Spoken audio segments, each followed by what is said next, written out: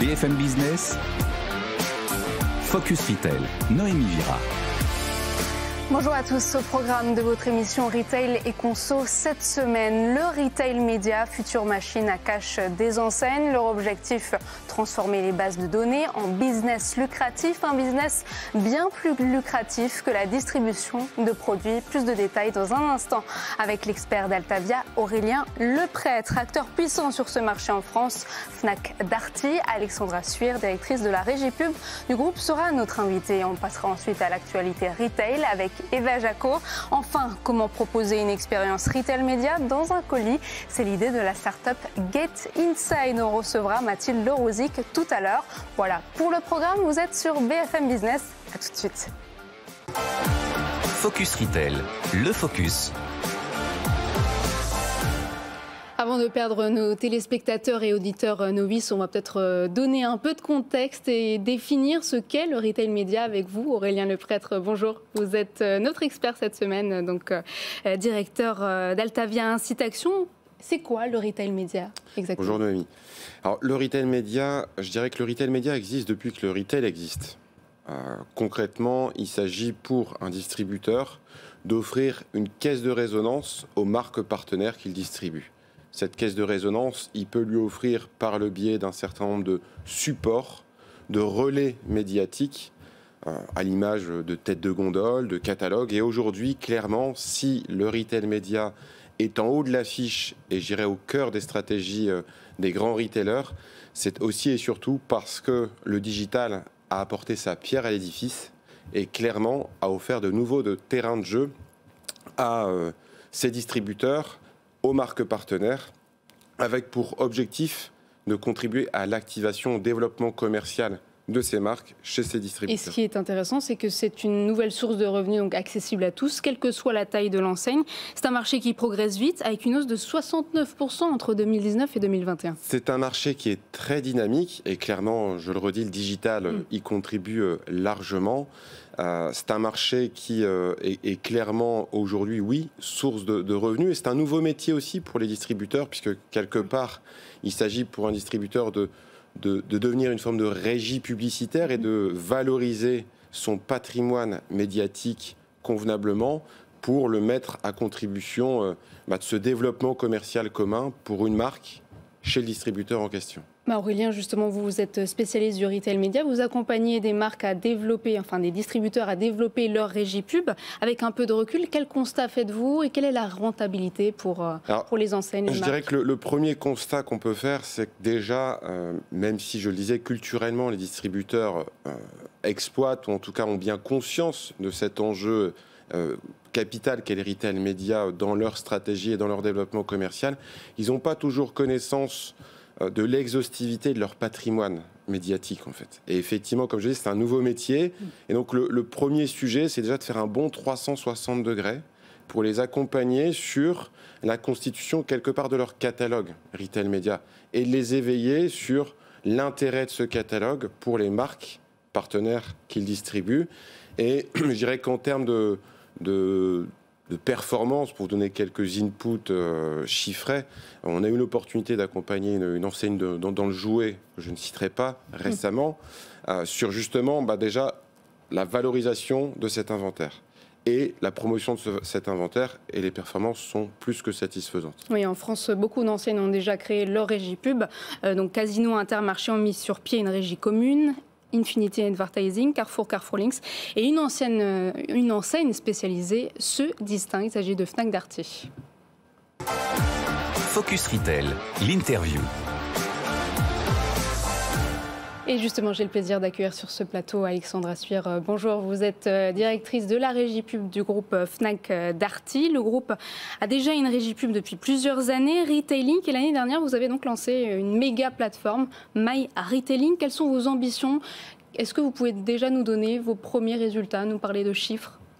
Oui, alors Globalement, déjà, on est sur une activité, on l'a bien décrit précédemment, on est sur une activité aujourd'hui qui se porte très bien, qui est dynamique, avec des croissances à 2 chiffres qui sont assez continuelles sur les dernières années. On voit aussi, on a des projections de marché qui sont toujours à 2 chiffres d'une manière mondiale et sur le marché français pour les années à venir. Donc c'est vraiment une dynamique de marché dans laquelle on s'inscrit, sur laquelle on a été assez précurseur avec la création de Retail Link.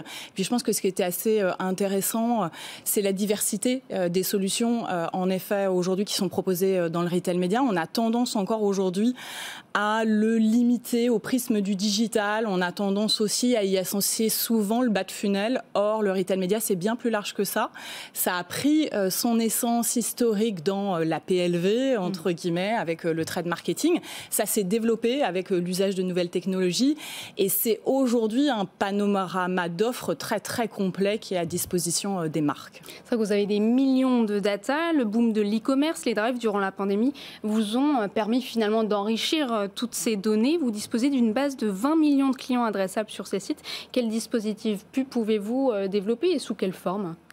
Alors c'est très diversifié, ça passe par le magasin, ça passe par le digital, donc c'est vraiment aujourd'hui une offre qui est omnicanale et ça c'est important de l'avoir bien en tête, en tout cas pour des acteurs omnicanaux comme Fnac Darty. Donc sur le magasin c'est la PLV, on l'a cité, c'est la digitalisation aussi du magasin avec la partie DOH. On a développé un parc de 1600 écrans dans nos magasins pour proposer aux marques de communiquer, mais aussi des formats XXL sur un certain nombre de vitrines. On a 4 XXL aujourd'hui dans Paris qui sont vraiment des écrins de communication sur la Fnac des Ternes, des Champs-Élysées, de Saint-Lazare et Darty République. Est-ce que à terme, est-ce que ça risque pas d'être trop intrusif finalement pour le consommateur d'avoir tous ces écrans partout ? Pour le retail media in-store? Alors c'est intrusif, non, c'est aujourd'hui des dispositifs qu'on veut et qu'on place en fait au sein du parcours. Donc l'idée c'est de pouvoir utiliser justement le dispositif le plus adapté au sein du parcours. On n'expose pas du tout la même chose quand on est sur un écran exposé sur rue, entre guillemets, sur lequel d'ailleurs on va avoir des annonceurs captifs et hors captifs qui vont être sur ces typologies d'écran. Alors que quand on est au sein d'un rayon, par exemple, au sein d'un rayon électronique, par exemple, dans nos enseignes, mais bien là, pour le coup, on va mettre en avant des offres, des produits, des nouveautés qui sont issus de ce rayon-là. Donc, c'est vraiment l'information ciblée dans le parcours. Et juste, Retail Link fait clairement office de référence aujourd'hui en termes de stratégie autour de ce qu'a pu faire une enseigne autour de cet enjeu retail média.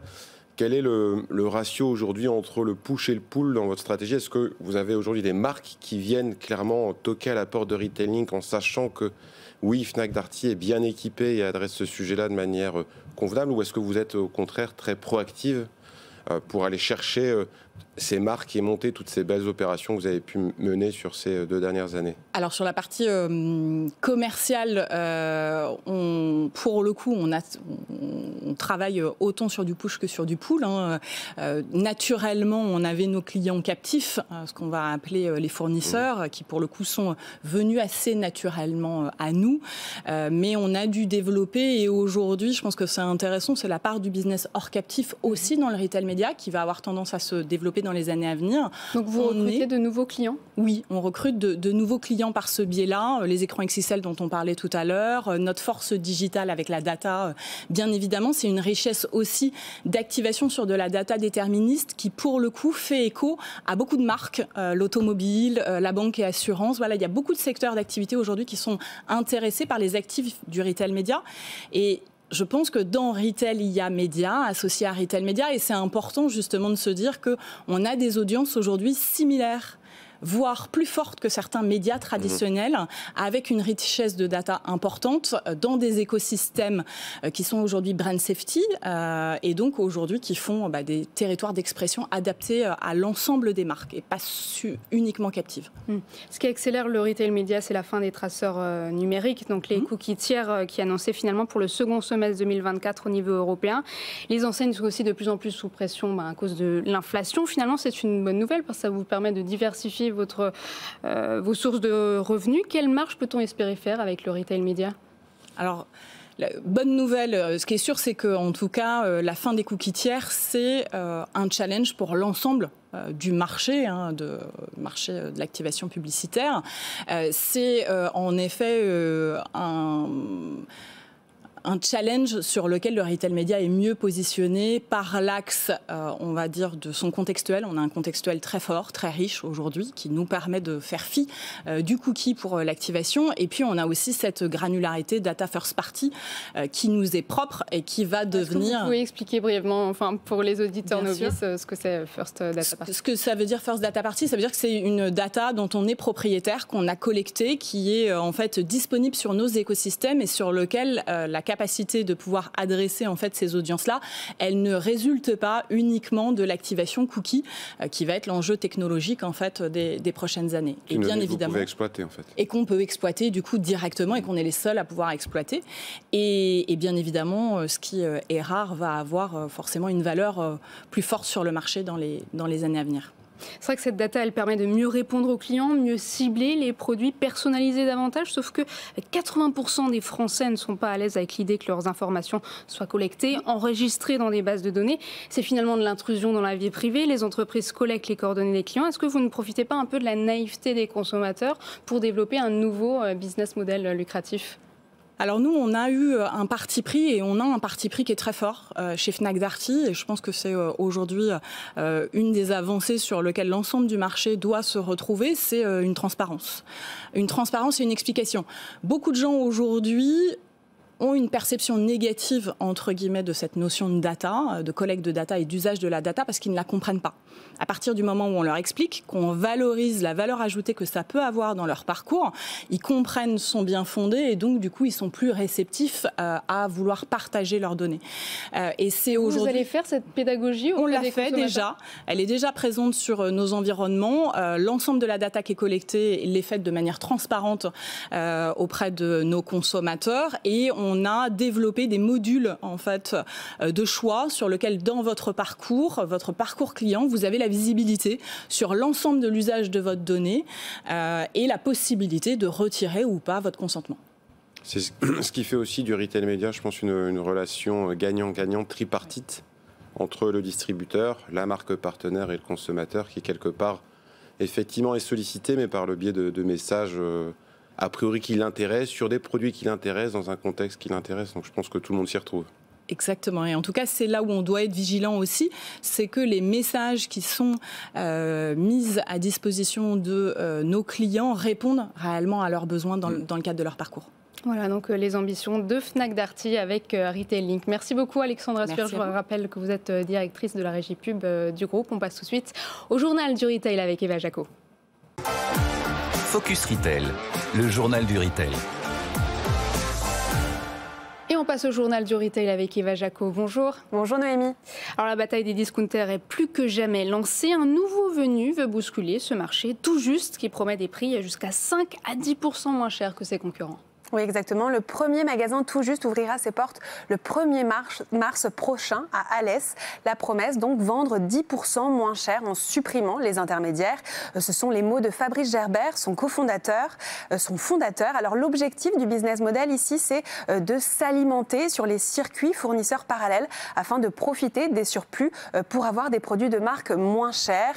Alors, c'est un nouveau modèle qui se veut vertueux grâce à un pacte d'associés qui répond à la problématique de la loi Egalim avec une prise de participation au capital de 10% du chiffre d'affaires. Fabrice Gerbert était l'invité de la matinale Good Morning Business. Cette semaine, on l'écoute.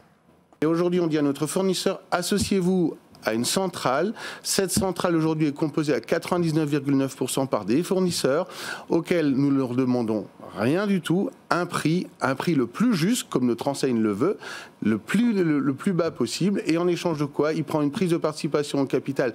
La prise de participation au capital est à hauteur de 10% du chiffre d'affaires qu'il va réaliser dans nos magasins. Alors l'enseigne est associée avec une centaine de fournisseurs pour le moment. Ils seront bientôt 300. Que peut-on retrouver dans ces supermarchés? Eh bien, l'offre est à 80% alimentaire, dont 45% de frais et 70% de produits made in France. Un référencement de 7000 articles avec un circuit client chaleureux et un processus d'achat très simple. Alors, tout juste espère ouvrir 50 magasins d'ici à la fin de l'année et devrait compter 315 points de vente d'ici à 2027. Autre actualité, Leroy Merlin va ouvrir une nouvelle enseigne Natérial, une nouvelle marque propre du géant du bricolage. Elle sera dédiée au marché du jardin et de l'aménagement de l'extérieur. Oui, testée en Espagne depuis près d'1 an. Elle arrive en France en mars, dans la métropole lilloise, à Villeneuve-d'Ascq. Il s'agit non pas d'un magasin, mais d'un showroom qui ne contient pas de stock et qui permet aux clients de voir les produits et de commander en ligne. Et après avoir passé commande, eh bien, le client sera livré par Leroy Merlin d'ici 24 à 48 heures, ou bien il pourra retirer ses meubles dans le magasin le plus proche. Et ici, il s'agit de la 6e ouverture mondiale. Nouvelle nomination dans le secteur de la grande distribution. Après la démission de Didier Duhaupan, Thierry Cotillard est le nouveau président des Mousquetaires. Il a été élu à l'unanimité par un millier d'adhérents réunis en Assemblée générale ce mardi.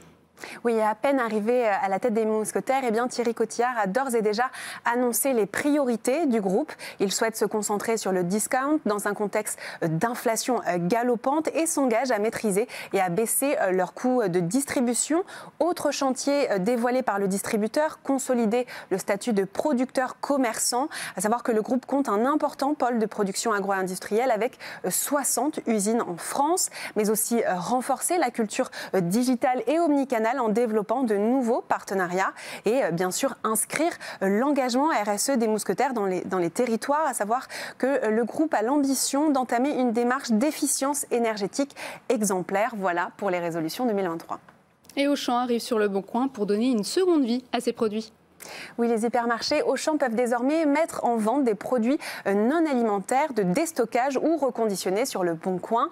Après un premier test convaincant réalisé l'été dernier sur une vingtaine de magasins, les articles d'électroménager, de jardin et high-tech ont remporté un franc succès. Ce nouveau canal e-commerce est piloté directement par les magasins qui gèrent leur offre et annoncent. On trouve des réductions allant jusqu'à moins 50% pour des produits qui dormaient dans les réserves des magasins. Sont conservés, je cite, les appareils légèrement abîmés mais fonctionnels, les fins de série, les produits reconditionnés et autres modèles d'exposition. Merci Eva Jacot. Restez avec nous dans un instant, vous allez découvrir la start-up de la semaine. Elle s'appelle Get Inside, c'est une plateforme de commerce média pour les professionnels de l'e-commerce. Focus Retail, le pitch. 25 milliards d'envois de colis en Europe en 2025. Mais peut-on faire de ce petit carton un média? Vous allez nous éclairer sur ce sujet, Mathilde Lerosic. Bonjour. Bonjour. Vous êtes directrice e-commerce de Get Inside et toujours avec nous, Aurélien Leprêtre, fondateur d'Altavia Incite Action. Alors pour vous, Mathilde, le colis, c'est l'opportunité de créer une expérience publicitaire unique, ciblée. On retrouve déjà des échantillons dans certains colis. Qu'est-ce que vous proposez, vous, de différent? Alors, nous, on pense que déjà le colis, c'est vraiment un formidable levier de changement. Et ce qu'on propose, c'est de créer des expériences publicitaires qui sont un peu inédites. On est une adtech et on permet à des e-commerçants de relayer dans leur colis des campagnes d'annonceurs. Alors, ça peut être avec des objets, effectivement. On dit plus objet qu'échantillon, d'ailleurs. Mais l'idée, c'est de proposer, en fait, de ce moment d'ouverture du colis, qui est toujours un moment d'hyper-attention, pour réaliser une campagne qui, du coup, va être hyper efficace. Et ça permet de monétiser les colis ? Alors oui, pour les e-commerçants, c'est une possibilité pour générer du chiffre d'affaires supplémentaire et en même temps capitaliser en fait sur la relation avec le client, parce que la manière qu'on a d'aborder les choses, elle est différente au sens où on est vraiment sur des expériences affinitaires. C'est-à-dire qu'on va chercher deux marques, un annonceur, un marchand, qui ont un même ADN, qui ont une cible de clients similaire et du coup qui vont pouvoir parler de la même manière à la même cible. Qui sont vos clients aujourd'hui? Est-ce que vous pouvez nous donner des exemples de dispositifs que vous avez mis en place? Alors, moi, je vais vous donner un exemple que j'aime beaucoup. On a fait une opération qui était très chouette en décembre entre deux marques qui sont du coup des DNVB, le Petit Ballon et Blissim. La box Blissim de décembre contenait une carte postale. Box Beauté, voilà. Contenait une carte postale du Petit Ballon. Pourquoi on a fait ça parce qu'en fait, on s'est aperçu que la cliente Le Petit Ballon pour la période de Noël était une femme et on cherchait des personnes qui étaient déjà en affinité, à l'aise avec le modèle des box. Et du coup, on a une campagne qui a très bien fonctionné puisque ces clientes Blissim étaient satisfaites d'avoir une belle offre de la part du Petit Ballon dans leur box de décembre. Et ce sont systématiquement des échantillons ou des cadeaux qui sont distribués dans ces Non, en colis, fait, on a repris les codes épistolaires et on a un seul format papier qui est une carte postale. Donc, on a vraiment normé les choses. Et à côté, on a la possibilité de rajouter des objets en cadeau. Alors, depuis le 1er janvier 2022, il est interdit de distribuer de nouveaux échantillons, même si vous n'aimez pas trop ce terme. C'est un article qui est prévu par la loi climat. Comment vous limitez votre empreinte carbone ? Alors, on travaille beaucoup sur le sujet de l'empreinte carbone. Ça fait partie de nos engagements. On est B Corp pending, c'est-à-dire qu'on est jeune start-up et on a entamé des démarches là-dessus. On mesure toute l'empreinte carbone des campagnes. Déjà, la carte postale, elle est imprimée sur des papiers recyclés avec des encres végétales. Notre imprimeur est certifié Imprime Vert. Donc, on a vraiment un engagement sur le format papier. Et à côté de ça, sur les objets, ils sont vraiment sélectionnés en fonction de l'impact qu'ils vont avoir. Et typiquement, quand je dis pas d'échantillon, c'est parce que, si je vous donne un exemple, si on prend une marque de biscuits pour enfants, on va jamais mettre un seul biscuit sous un blister. On sera vraiment sur un paquet complet de biscuits qui va être offert. Mais il faut un plus gros paquet alors aussi. On travaille avec les marchands pour savoir quelle est la place utile dans les colis et quelque part on valorise aussi cet espace supplémentaire qui n'est pas utilisé et on fait en sorte de ne pas non plus faire dépasser la tranche de poids aux marchands. Et quels sont les résultats ? Premiers résultats des campagnes d'échantillonnage ou de distribution de... Alors, les premiers résultats sont variables d'une campagne à l'autre parce que ça va dépendre du message qui est porté et de l'offre qui est réalisée, évidemment. Nous, on le savait déjà parce que finalement, on fait un vieux métier qu'on a dépoussiéré. On a de très bons résultats parce qu'en fait, on sait que à la fois en termes d'image, en termes d'awareness, on a un impact qui est très important, c'est-à-dire que même à 2-3 mois plus tard, on a beaucoup d'impact. Et ensuite, en utilisation de l'offre, on a aussi de très bons résultats puisqu'on scanne, on a des QR codes sur tous les supports papier qui nous permettent de savoir quel est l'usage de la fameuse Donc offre. Les e-commerçants sont satisfaits parce qu'ils amoindrissent le coût Ils amoindrissent le coût, tout à fait. Et les marques qui communiquent le sont tout autant. Le sont également, oui. D'accord. Oui, on a vraiment une convergence d'intérêts. Mais est-ce que ce n'est pas un frein tout de même, j'insiste, mais cette loi climat pour votre activité ? Alors, ça pourrait être un frein, mais on s'est adapté. Et en fait, nativement, on a fait en sorte, justement, de s'adapter à ces enjeux et d'être dans une démarche où on limite vraiment notre empreinte carbone. Alors, en novembre 2022, vous avez fait une levée de fonds, 1,6 million d'euros. À quoi vont servir ces fonds ? Quelles sont vos prochaines ambitions ? Alors, ça nous a déjà servi à commencer à développer une plateforme parce qu'on est une adtech, c'est-à-dire qu'on a imaginé quelque chose qui soit un peu le Mailchimp du colis. Il faut que créer une campagne, ça soit aussi simple qu'envoyer un emailing comme l'a fait Mailchimp il y a 20 ans. Donc, le premier sujet, il est technologique. Après, il y a des questions de recrutement parce que nous, on est en train de grossir très vite en termes de recrutement de marchands et en termes de recrutement d'annonceurs. Donc, il faut quand même qu'on ait des équipes qui puissent accompagner cette croissance. Voilà, donc 2 millions de colis envoyés en France. 2 milliards de colis envoyés en France en 2020 et 177 000 sites e-commerce. Voilà, un chiffre colossal. Merci beaucoup Mathilde Lerosic. Je rappelle que vous êtes directrice e-commerce de Get Inside. On passe tout de suite aux chiffres de la semaine. Focus Retail, le chiffre de la semaine. Et toujours avec nous Aurélien Leprêtre, fondateur d'Altavia, un site action avec qui on va continuer de parler retail média. Alors le berceau et leader mondial du retail média, ce sont sans surprise les États-Unis avec Amazon. Le retail média pèse déjà lourd outre-Atlantique. Alors le retail média pèse effectivement très lourd outre-Atlantique. On parle de 40,81 milliards de dollars sur l'année 2022 et des perspectives à l'horizon 2024 qui vont dépasser les 60 milliards. Donc clairement une croissance exponentielle sur un marché particulièrement attractif qui fait, je pense, office de référence pour les retailers français qui doivent regarder de très près ce qui se passe outre-Atlantique autour de ce sujet pour comprendre ce qui devrait nous arriver, je pense, incessamment sous peu sur le marché français qui lui aussi est déjà très dynamique. Oui, Amazon qui est suivi de très loin par Walmart, mais qui dégage déjà 2 milliards de dollars. C'est vrai que le retail média profite de l'accélération des ventes en ligne, et cela depuis le début de la pandémie. C'est clairement le digital, je dirais, et la tech de manière générale qui sont venus booster, dynamiser le retail média. et lui redonner quelque part, redonner au trade marketing une nouvelle jeunesse pour là aussi offrir à ces marques dont on parlait précédemment un éventail beaucoup plus large de dispositifs à actionner pour développer leur business chez ces distributeurs. Et c'est vrai que jusqu'à maintenant, finalement, les marques de produits de grande consommation, elles ne disposaient pas d'accès direct à leurs consommateurs. Et tout ça, ça va changer. Ça change. Je dirais que le champ des possibles s'ouvre pour ces marques auprès de ces consommateurs qui étaient un peu la chasse gardée des distributeurs. Et aujourd'hui, c'est véritablement une relation, je dirais, tripartite, une relation gagnant-gagnante qui est en train de se construire autour de cet enjeu qu'est le retail média. Ouais, chiffre intéressant, 7 achats sur 10 de produits de consommation sont influencés par le retail média. On est effectivement au quotidien influencé sans peut-être s'en rendre compte. Maintenant, je pense que quand vous passez devant une tête de gondole ou quand vous êtes devant une bannière sur un site